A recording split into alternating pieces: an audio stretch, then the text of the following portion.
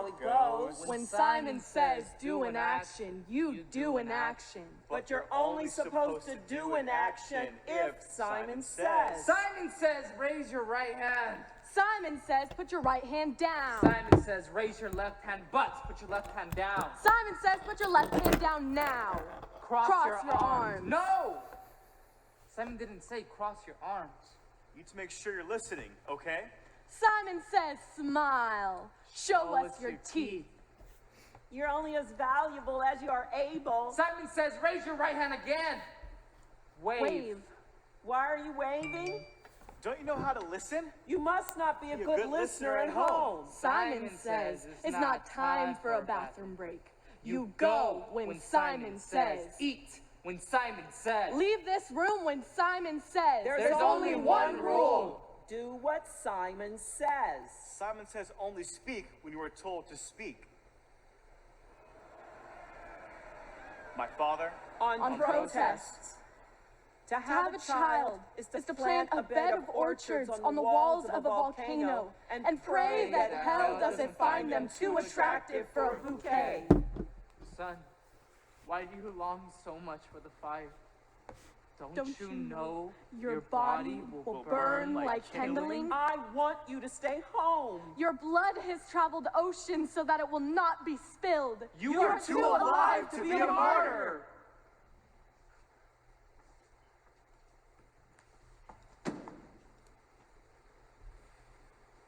look at the crime rate.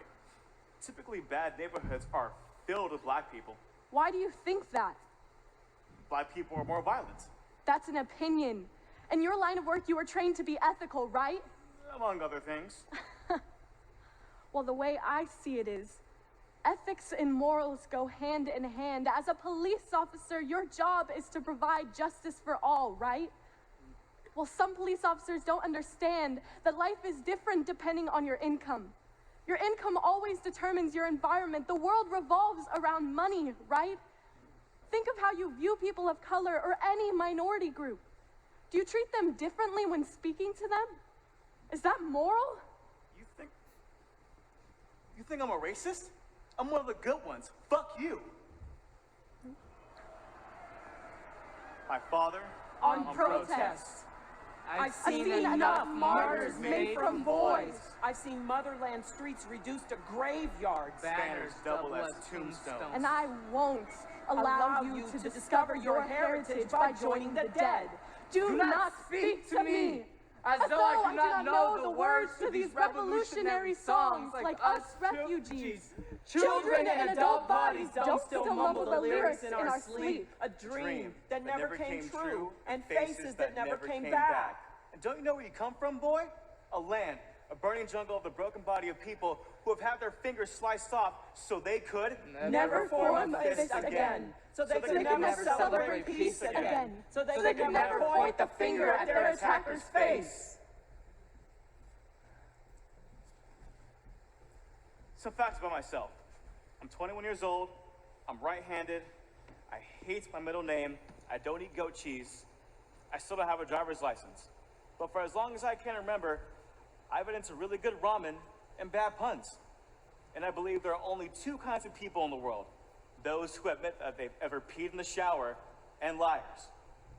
I'm not religious. My faith in God died when my godmother did. But just a few months ago, I saw my nephew's face for the first time. Now I can't help but think maybe heaven isn't somewhere we need to die to get to.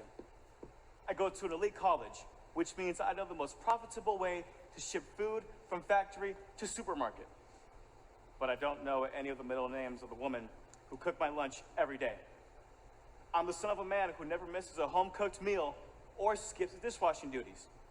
The son of a woman who told me my name was an earthquake in waiting, she said. To hold it in your mouth like the most dangerous secret this world has yet to know. I'm only 5'8" on a really good day, but being built like a short story is a lesson in finding other ways to be the tallest tale in the room. My father, on protests. I saw students just like you, with fire in their eyes, flames rising from their chests to their mouths. Every time they opened, sparks of revolution shot out and caught into the fabric of society. Do you know how they put out wildfires? They introduce it to one another. A controlled burn, they call it. To destroy the fuel and starve the first fire out. The fire of protesters of Buddhist monks. Let the fire of automatic weapons. Until the only thing left burning was flesh. To even talk about this country, we have to recognize the land that we stand on, first and foremost. The city of Los Angeles will always belong to the Tongva people. And in this new United States, we have to recognize it is a land founded by immigrants. No one can be found illegal on stolen property. Stolen like how people were stolen away from Mother Africa as a slave to create a civilization that works against them. Stolen like how immigrants and refugees are stolen away from their children in an attempt for political freedom. Stolen like how Elvis stole rock and roll. So when you go and ask, why are the protesters looting Target? I have to ask you, what has corporate America ever done for you? I mean, can't you see the gentrification at USC and South Central? The privilege that these white supremacists, neo-Nazis have when they stormed the US Capitol. I mean, I think we need to recognize the problem here. My father On protests. I saw faces stolen in the depths of night so quickly, even their shadows don't know where they are. And you think you're safe here in this white man's land? You think their laws will keep you safe? You talk about Constitution like it wasn't the same document that put 120,000 into internment camps, 2 million into reservations. 4 million into slavery. I can keep you away from school, prevent you from going to protests and rallies, but you inherited your ancestors' resistance. I recognize that flame. People who were burned never forget the fire that gave them their scars. This is my body. Most days I reject the appearance of it because it is not the body I requested, but it must like me because it refuses to leave. I have struggled with accepting it since I was very young. It has always been curvier than most, full of imperfections, trying to be beautiful. It is not the healthiest, but my veins write the words in the self-help book I keep picking up and putting down in the quest to be better, whatever that means. My breasts formed and grew faster than I knew how to handle them, and if I'm honest, I still haven't figured that shit out. These arms have always been strong, and have been tasked to carry the weight of my family's burdens from the time I was 5. While I have dropped it many times, I've somehow managed to carry this load and its ever-increasing capacity. One step, one step, one step at a time, praying that each one gets me closer and closer to finally laying my burdens down. My legs, once long and lean in my youth, grew to tree stumps whose roots never let me forget the path to the women from which I come, whose sacrifices the soil that fertilize the land upon which I walk, clearing the way for those who are behind to follow. My back is scarred from the days before chickenpox vaccines. It aches with age that came before I could realize I was old enough for pain. And while it is not beautiful, it hurts most days and I rarely look at it. But when I do, it is a reminder that physical beauty is not that with which the Father exchanged my ashes for. Each small scar speaks to the pain of my childhood. Each prick, the strap of a belt, the sting of an extension cord, the bruise of the PVC pipe, the racist epithets of children, the suitcases packed and dragged from place to place, the staring eyes of strangers in airports at the lone child with the airplane wings pinned. So the flight attendants know who to load on the plane. My mama told me the weight of the world is shouldered on the backs of black women. So why is no one trying to protect black women? Why don't our lives matter? My father, On protests. Why do you long so much for the fire? This is the moment. This is the movement. We have to act now. I have to go. I have to go. I have to go. I have to go. I have to go. Now is the time for the movement. Cannot wait one more minute. We've waited too long already. How many more mothers have to lose their sons before you do something? How much more blood needs to be shed before you move?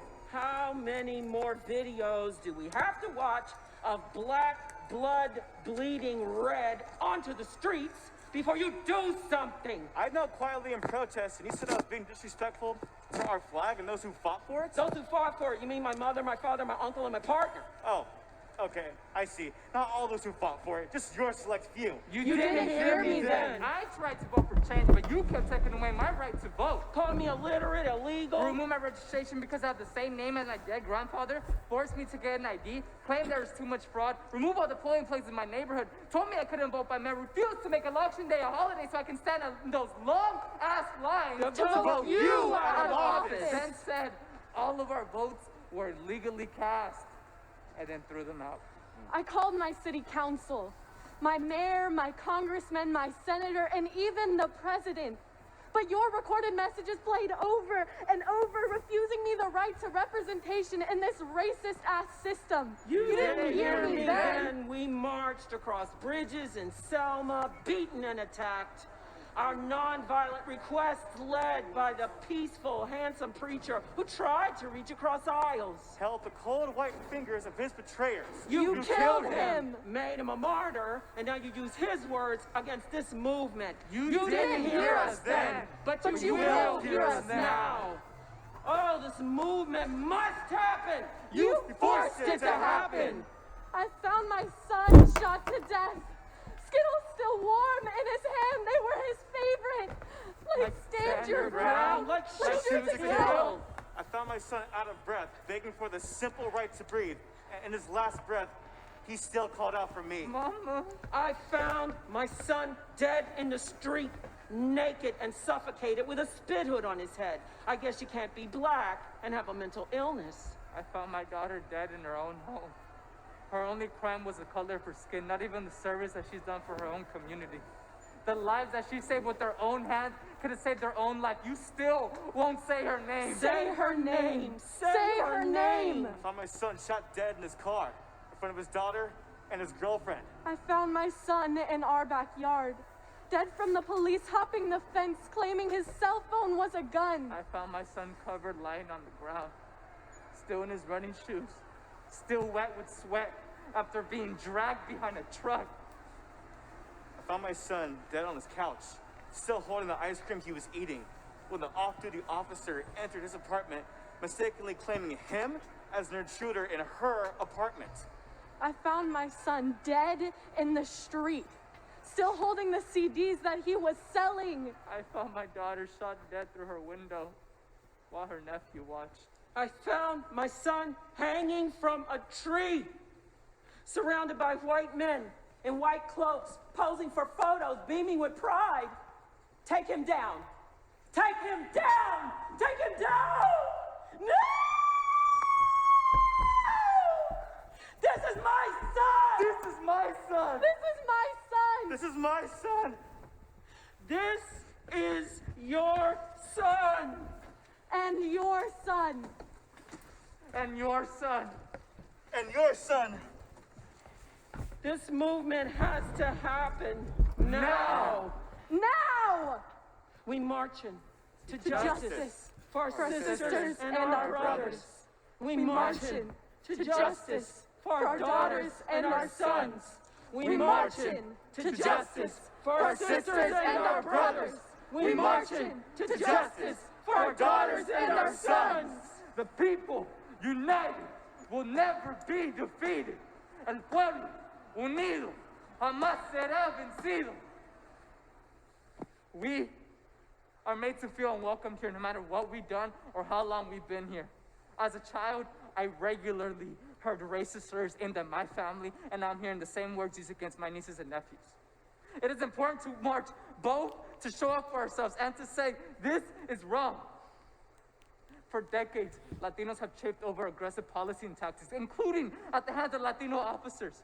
Over the past several years, hundreds of Latinos, mostly men, have been killed by police officers in California, Arizona, and New Mexico, among other states. Though national statistics are hard to come by.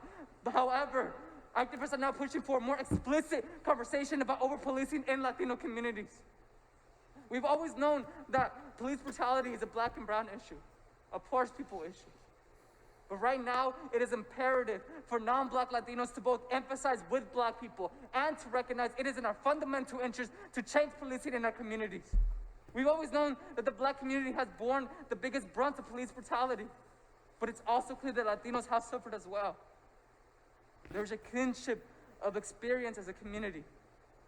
Historically, Latinos have aspired to the American dream, have aspired to whiteness, but we have a real active role to play in this fight.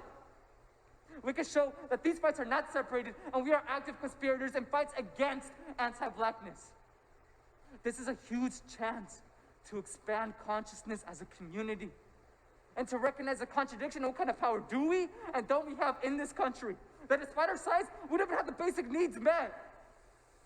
This country does not eat without our people. Yeah, the people doing the work can't even keep their own families safe. The lack of power has to make us ask, what kind of respect do we have? How do we organize for dignity? I mean, it's like either way you're at risk. It's the same for Black folks, we know that. We have to show up for each other. The people, united, will never be defeated. El pueblo, unido, jamás será vencido. I still look through my brother crying, I can't breathe. Now I'm in the struggle saying, I can't leave. We are calling out the violence of these racist police, and we ain't gonna stop until our people are free. I don't wanna be here. I don't wanna give my life to this cause. I don't wanna be idolized for courage, my outstanding achievements, or my noble qualities. I just want to be seen as a normal man who lives his life, going to school, going surfing, and hanging out with my friends. I was taught to believe that the police were the good guys, that they would save me whenever I'm in trouble, and that they would help. And to be a polite kid, if I ever were to meet an officer, be polite, answer his questions, and do as I'm told. And I did. See, we elevate the police and other public servants, often calling them heroes. And in many cases, they are. I could tell you I was shocked when I saw the footage of Ahmaud Arbery, a 25-year-old Black man being gunned down by two white men while jogging through a Brunswick, Georgia neighborhood. I could also tell you that I have full faith in the judicial system to ensure the men charged, 34-year-old Travis McMichael and 64-year-old Gregory McMichael, are brought to justice. I could tell you that it could never happen to me, but I recently learned that would all be a lie. Tried to ignore it, go on with my happy life, but I can't ignore it anymore because I will see it all again and again and again. And as I watch Arbery's body crumble to the ground through the lens of his shitty phone camera, it wasn't anger, grief, sadness, or disillusionment I was feeling. It was fatigue. All those other feelings came to pass soon enough. They were brought up during conversations with my dad. They manifested while I scrolled through my timeline and saw the grainy footage replayed again and again. They began to swirl around in my head of the names and faces of those we lost earlier. Tamir, Trayvon, Walter, Freddie, countless others too. But all that other stuff dissipates in the end. Life goes on, you have responsibilities to attend to, and the passion that fueled that fire flickers away. At least that's how it's always been. But that weariness you take on, as you see yet another Black body reduced to rubble, that fatigue as you see their killers get to walk free, that's a lot harder to escape. But just a few weeks ago, I found myself in a similarly precarious position. I was walking to the beach, surf gear in hand, newspaper items, a pen, pad, paper in the other. I was going to write a story about people surfing amid the coronavirus pandemic. That's when I saw a police officer parked across the street. I didn't think anything of it, just our friendly neighborhood officer. That's when the officer bucked a U-turn, pulled up beside me, poked his head out of his window, and asked where I was headed. I told him I was a student working on his school newspaper. The words fumbled out of my mouth. The cop proceeded to park beside me, get out, and ask more questions. He mentioned that I loosely fit the description of somebody looking into cars. The cop then asked for my ID. I didn't have it. It's not like I can go buy anything. The cop then took down my name on his notepad and searched up my information on his dashboard laptop, and he laughed. I was not amused. The cop then sent me on my way. The whole encounter had to have lasted 10 minutes, maybe less. The police officer was, for all intents and purposes, he was kind and respectful, but I like to think he sensed my unease and hastened our interaction as a result. But rather, it was a realization that for everything I am and everything I do, it could all be taken away so quickly. See, we live in a world where Black life is criminalized, demonized, and simple actions for others are hazards for us. Arbery was jogging. Trayvon was eating Skittles. Richard Collins was waiting for the fucking bus. I was walking. And now, I march. I still hear my brother crying, "I can't breathe." Now I'm in the struggle saying, "I can't leave." We are calling up the violence of these racist police, And we ain't gonna stop until our people are free. When Black lives are under attack, what do? Stand up, fight back. When Black youth are under attack, what do? Stand up, fight back. I grew up in a neighborhood that was heavily policed. I witnessed my brothers and my siblings continuously stopped and frisked by law enforcement. I remember my home being raided, and one of my questions as a child was why? Why us? Black Lives Matter offers answers to the why. It offers a new vision for young Black girls around the world that we deserve to be fought for, that we deserve to call on local governments to show up for us, for our entire history of slavery and efforts to challenge it. The way that it's experienced by men has been at the center of it. And that has created a narrative about what anti-Black racism looks like. That is accurate, but is not always entirely inclusive. Black women have the highest rate of homicide in the country, but repeatedly the killings of Black women go unnoticed. Their stories tend to just sort of dissipate into the ether. We don't tell the stories of disrespect Black women experienced, so not too surprisingly, when police treat Black women in ways that are continuous with this legacy, we don't have the stories. A Black woman gets killed and no one says her name. So I started collecting the names of Black women killed by police and going to protests. I go with banners of the names of Black women killed, chanting, "Say her name, say her name." It is the reality of living life in a Black body that makes you more subject to police violence. Now, if that body happens to be gendered as something other than male, it also makes you vulnerable to being misremembered. When Black lives are under attack, what do? We stand up, fight back. When Black youth are under attack, what do? Stand up, fight back. Which side are you on, friends? Which side are you on? Which side are you on, friends? Which side are you on? Justice for Black children is justice for us all, and we will fight for justice until freedom is won. So I think race and racism is probably the most studied social, economic, and political phenomenon in this country. But it's also the least understood. The reality is that race in the United States operates on a spectrum from Black to white. That doesn't mean those who are in between don't experience racism. It just means the closer you are to white on that spectrum, the better off you are. And the closer you are to Black on that spectrum, well, the worse off you are. When we think about how we deal with problems in this country, we often start from a place of trickle-down justice. So using white people as the control, we say, well, if we make things better for the white folks, then everyone else is gonna get free. But actually, it does not work that way. We need to address problems at the root, and when we are dealing with what's happening in Black communities, it creates an effervescence, right? So a bubble up, rather than a trickle down. Let me give an example. When we talk about the wage gap, we often say that women make 78 cents to every dollar that a man makes. You've all heard that before. But those are the statistics for white women and white men.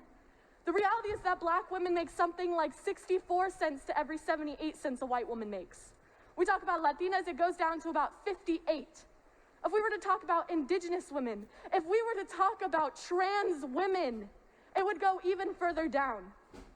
So again, if we deal with those who are the most impacted, everyone has an opportunity to benefit from that, rather than dealing with those who are the least impacted and expecting it to trickle down. We need this because the global reality is that Black people are subjected to all sorts of disparities, most of our most challenging issues today. I'm an artist. I make shit. So I started making these things specific to the protests, things that would be weapons in a spiritual war, things that would give people a voice and fortify them for the road ahead. What we are seeing is thousands of Black people showing up with very little infrastructure and very little support. Privilege should look like everybody here and those watching on the news at home showing up for Black lives. It's not just about coming and watching people at a march, right? It's about how do you become that leader? Whether it's in your workplace, whether it's in your home, and believe that the movement for Black lives is not just for us, it's for everybody.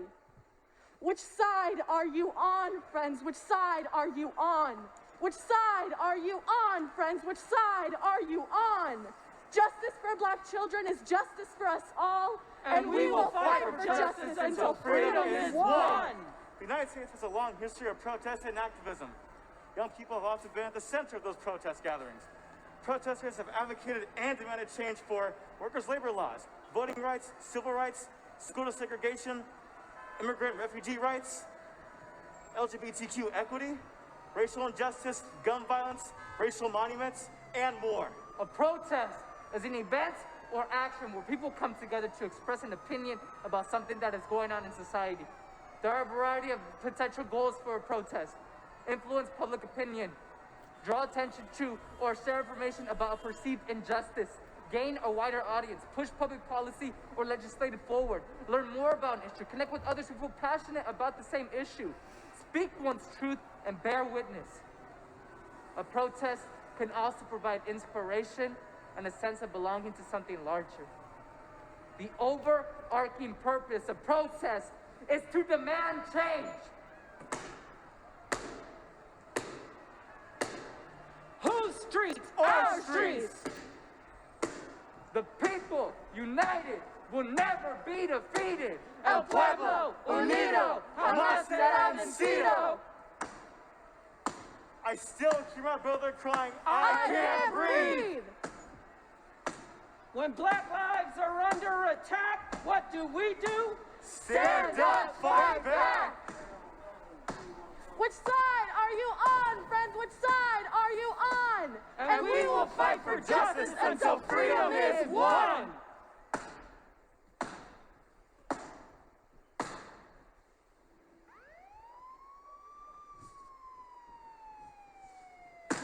Simon says.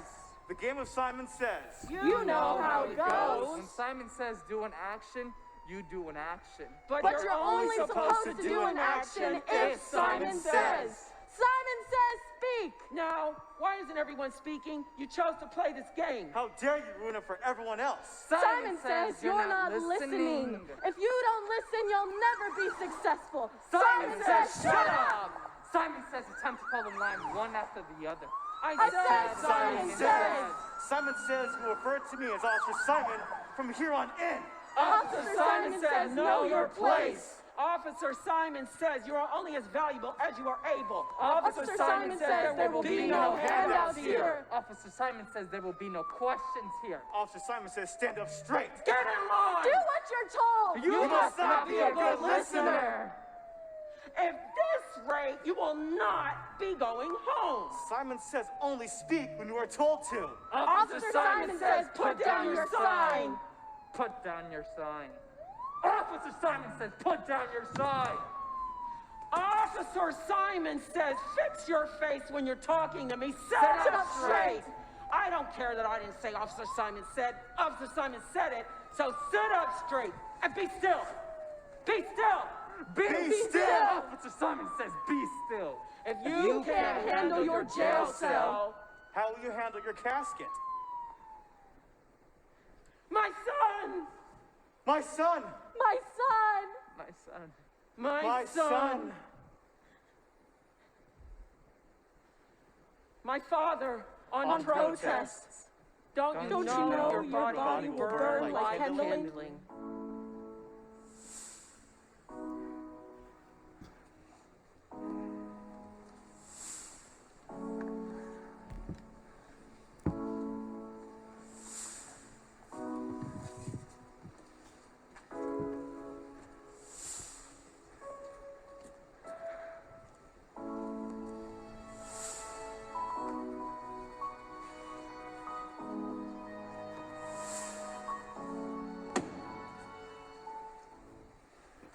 Now look at your response to me asking you a simple question on your opinion.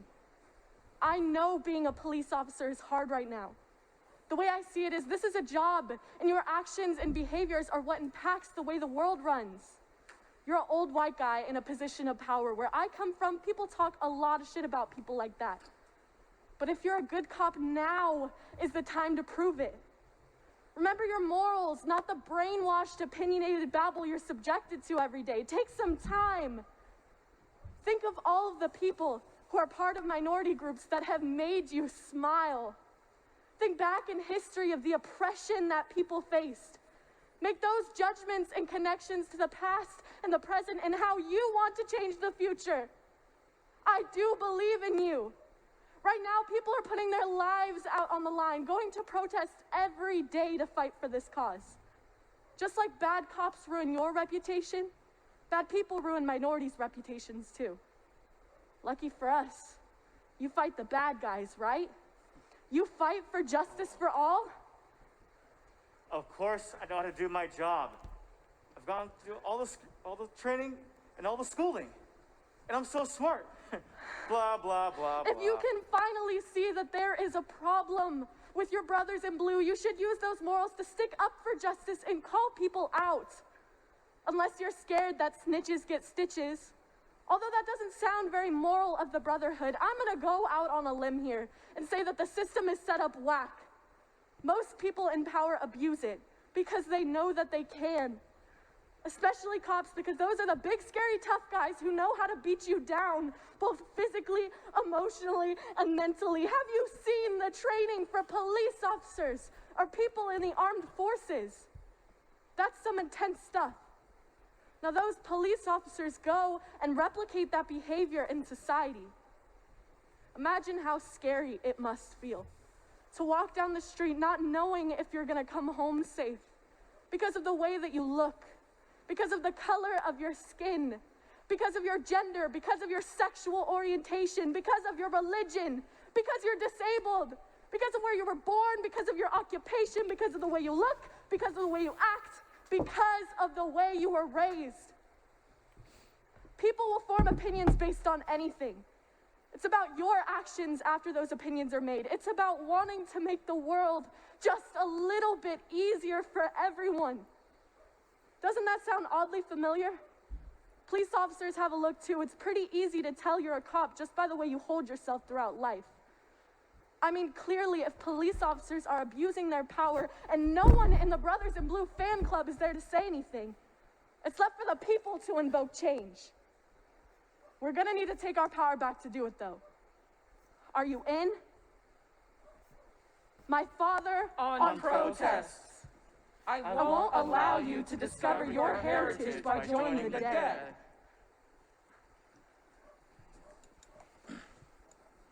Some facts about myself. I'm 21 years old. I'm right-handed. I hate my middle name. And I don't know what it means to be a man. And for a while, I thought the weight room could tell me. But I know stories of men with shotgun barrels for arms who use their bodies as weapons. I've seen them shoot their mouths off and leave bullet holes in women's spirits. My sisters say they raised me to be a good guy, but I still have a set of knuckles swollen with the memory of teeth and blood, and I'm still learning to unlearn my own violence. Reminded every day that a righteous heart inside this body is just a gun with the safety left on. And I know the most beautiful thing about love is that it cannot be owned. I don't watch much TV these days, but I'm still a Nickelodeon kid at heart. So if you were to ask me, who loves orange soda? I will tell you. But I've broken more of my own bones and promises in my life. And I'm still learning what it means to heal, but it's been pretty painful. I have a heart the same size as a fist, and I didn't find self-love until I gave myself a beating. But I was the tree that fell in the forest when no one was looking and dared to make a sound. I am the meal this thing called depression has spent 7 years trying to devour from the inside out. I'm living proof that I bit off more than I could chew. But I believe there is nothing more autobiographical than a scar. So each time, see these remains of the barcodes I've carved into my skin. I read of a story of a battle I win every day. I'm both black and boy, which means I am the knife that threatens to slit the neck of silence and let everything bleed song. I am a song. I know all of this, and I'm still learning what it means to be human. So trying to figure out what this thing is, a helium balloon called happiness. They have charisma down to a science, but most days I still have less confidence than English. Still learning what it means to be human without being whole. And every night, the sky opens up its mouth and swallows the sun in a single gulp, just to make room for the moon. What a wonderful way to live life. To be full of so much light, but to want so much more. I know I don't want to be a martyr. So please, don't make me one. My father, On protest. You are too alive to be a martyr.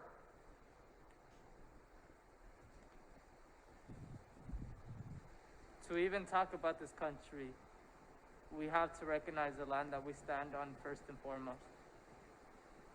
The city of Los Angeles will always belong to the Tongva people.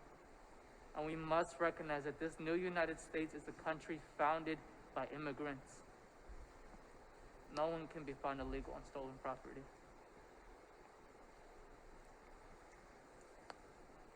You call the Mexican people drug dealers, rapists, and criminals. Well, it seems as if you forgot the southwest border, la frontera, the soil I soak my sweat, the land I call home. Words belong to las Zapotecas, los Coras, mystique, Mexica-like warriors. Indigenous people who were enslaved, raped, and murdered by white men. Kind of look like you. Did I ever teach you the colonization of my ancestors? The way these men who create a line so thick between us and them, a border so brutal, any bold brown man who dares to cross over can die in the name of American imperialism. Or did they skip all that in history class? Have you read over Operation Wetback? The Zoot Suit riots in Los Angeles, the Great Boycott in California, the Poor People March in Denver, SB 1070 in Arizona, the lynchings in Texas. Have you read over the suffrage of brown hands? Always fighting to stay protesting. The man marching for freedom. No. Let me guess. Your history painted you a picture of Mexicans who kind of look like savages, freeloaders, criminals, free crop pickers, farm workers, your maids, and maintenance men, right? So you decided to take that same brush and paint the same picture for white America, claim that we flow in like water, like dirty, brown water flooding the pearly white streets of American cities. Well, let me tell you, the flood is coming now more than ever, and we, us wetbacks, are in fact the river. And the river is ancient. The river runs deep. And the river will take no prisoners on election day, so keep on telling them you're gonna build your wall. And watch the Latino vote all the way from California to Arizona to Chicago to New York. When you finally see all of our fists raised together, this land is ours for the keeping. And we ain't going nowhere. We're here to stay. My father, On protest. Don't you know where you come from? You inherited your ancestors' resistance. These feet are small-ish. They have always looked good in sandals, and I've always loved to look at them. They don't look like anyone else's feet in my family.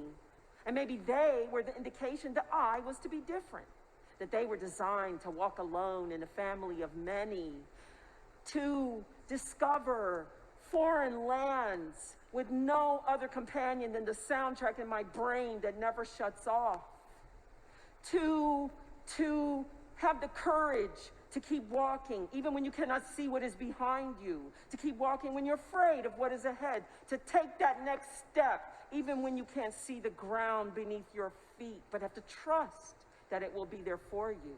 Because walking backwards is an impossible feat no one ever taught you to do, and now is not the time to learn. I love my skin. While it leans on the dry side, it is always smooth, soft, and silky brown. From a young age, I was taught to care for it with delicate touches of love. Every day, perform beauty rituals like Ruth preparing for Boaz. I soak it, cleanse it, pat it dry, apply ointments and fragrances, anointing it to be kissed by the sun. This romance rendezvous, blending my melanin with the nutrients of vitamin D, somehow making it even more beautiful. And while I love my skin, the red bones overlaid with chocolate, I still find it difficult to accept that I'm hated for the very skin I love. Is the hatred envy of its beauty? Does it overwhelm your senses, forcing rebellion against anything that might disprove Lily Whiteness's status as the leader in the pageant of beauty? Well, you may think as you must, but know this. I did not ask for this skin, but I am damn proud that I have it. And the fact that you hate it only fuels my passion for it. For there are more in this world with skin like mine. Our melanin is powered by the sun. And when we raise our fist in protest, the strength of all the ancestors unites us as one. Brown skin is growing in power, and this time the darkness will overcome the white. Get ready for the surge of power that is coming for you. My father on protest. I wanted to keep you safe at home, but I saw the fire in your eyes, the flames rising from your chest, your mouth poised to protest. It burns within you. And so you must.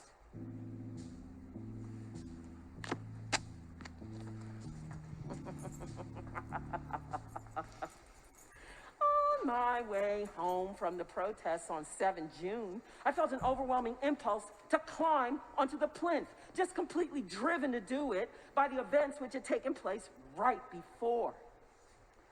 Seeing the statue of Edward Colston thrown into the river felt like a truly historical moment. Huge! When I climbed onto the plinth and raised my arm in a Black Power salute, it was totally spontaneous. I didn't even think about it. It was like an electrical charge of power was running through me. My first thoughts were for the enslaved people who died at the hands of Colston, and to give them power. I wanted to give George Floyd power. I wanted to give power to Black people like me who have suffered injustices and inequalities. A surge of power out to them all. This sculpture is a dedication to my mother, to my daughter, to Black people like me. It's something to feel proud of, to have a sense of belonging. Because we actually do belong here. And we're not going anywhere. This sculpture captures a moment. It happened during the news and the worldwide ripple effects of George Floyd's killing, all of which I have been following. My friend who knew about this showed me a picture on Instagram of Jan standing on a plinth in Bristol with her fist in a Black Power salute. My first thought was, how incredible would it be to capture her in that instant? It is such a powerful image. I felt it had to be materialized forever. The public realm feels so vital at the moment as a space to activate ideas and create change. I feel it is essential for public art to play its part. We are not putting this sculpture on the plinth as a permanent solution to what should be there. It's a spark in which we hope will continue to bring attention to this vital and pressing issue. We need to keep highlighting the unacceptable problem of institutionalized and systemic racism that everybody has a duty to face up to. This is not a new issue, but it feels like there has been a global tipping point. It is time for direct action now. Keeping the issues and experiences of Black people's lives in the public eye and doing whatever I can to help is so important. Those of us who have privilege have a duty to be part of the change. Something that Desmond Tutu said resonates with me strongly. If you are neutral in situations of injustice, you've chosen the side of the oppressor. I think this sums up where we've gotten to a point where white people need to be allies, and white people in positions of power need to speak up and actively combat racism. For me, this has meant taking time to educate myself, listening to others, and find meaningful ways of contributing. A Surge of Power is an original work created and devised by Kendall Bryant, Samantha Cope, Trish McCall, Alex Serrano. and our director, Shante Caraballo. It It includes the following. Poetry. Tongva Lam by Alex Serrano. Will You Break the Silence by Andrea Hope. Simon Says by Ashley Davis and Oompa. My Father on Protest by Koi the Poet. Facts About Myself by Tucker Bryant. We're Here to Stay by Mercedes Hotri. And This Is My Body, The Movement Is Now, and My Son Simon by Shante Caraballo. Prose, Purpose and Power by the Anti-Defamation League, an interview with the founder of Black Lives Matter, Latino Black Lives Matter protests, and They Want Change for Themselves Too by Jennifer Medina. Sorry, Candace Owens, but Black people aren't looking for a martyr by supermodel Sonia. Prose, Another Black Person Is Now a Martyr, I'm Tired of It by David Suggs. Hashtag Say Her Name. Spotlight on Black Women Killed by Police by Robin Young. What Does It Mean to Protect Black Women by Kia Smith. Courage is Contagious by Damon Davis. A Joint Statement by Mark Quinn and Jen Reed. Drama, Ethics and Egos by Samantha Cope. Songs, Protest Chants by various artists, and original music by Alex Serrano. The reasons why we wanted to do this together are so important. This is an amplification of Black people's ideas and experiences. Of the past, The present, And all our hopes for a better future. Dear friend, will you hold my hand, sit by my side, and listen to my pain? Will you welcome discomfort as my tears flow through you like rain? will you bow your head in prayer with me as the path revealed turned rough, remembering that Prayer rarely changes things, rather. Prayer changes us. Will you strive to be a true friend to me, not just at work or school? will you stroll around my neighborhood? Invite me to your pool? Will you tell my story as vastly more than tales of struggle and strife? Will you utter the dreams of scholars and queens, the bright and bold of life? Will you consider both my future and my history? Will you ensure that equal also applies to opportunity? And will you cry out when the beast of injustice bites? Will you hold our country responsible to uphold all of our rights? Will you embrace the many questions we'll face along the way? With faith and love. Will you rise up? And will you rise for the well-being of mankind? Its peace and security are unobtainable. Unless and until its unity is firmly cemented. Will you be the surge of power this country needs? Will you?